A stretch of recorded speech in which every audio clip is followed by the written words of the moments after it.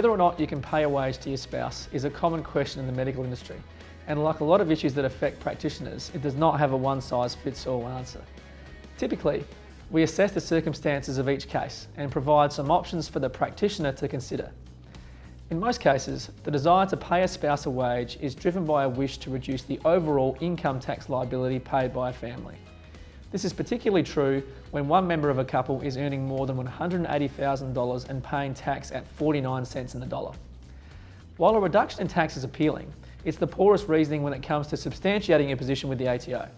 Australia's tax laws have a very broad scope to penalise those who undertake actions primarily to reduce or avoid taxation. When paying your spouse a wage, it's important to ensure that the amount that's paid in wages is directly attributable to the work completed.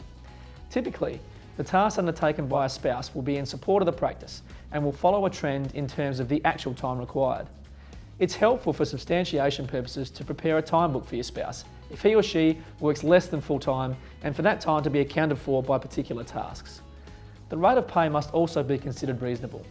The easiest approach is to consider what would be paid in an arm's length arrangement. Having an understanding of the relevant wage awards and the differences between permanent and casual staff will be useful. Of course, there are some preliminary activities that need to be attended to before you can commence paying wages. In order to become an employer, you must first register for pay-as-you-go withholding with the ATO. This registration will authorise you to deduct income tax from wages paid, which are then required to be reported and paid in line with your business activity statements.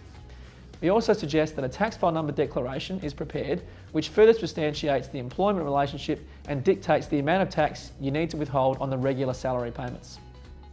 If your spouse's wage exceeds $450 in a month, you, like any other employer, will be liable to pay superannuation guarantee, currently at a rate of 9.5%.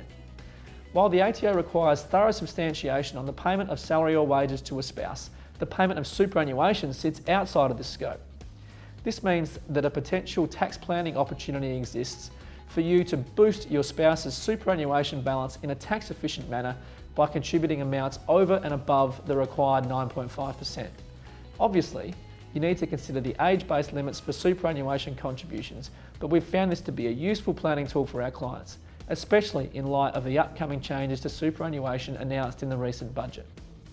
You should also be careful not to forget workers' compensation levies and the required year-end reporting for all employers to the ATO.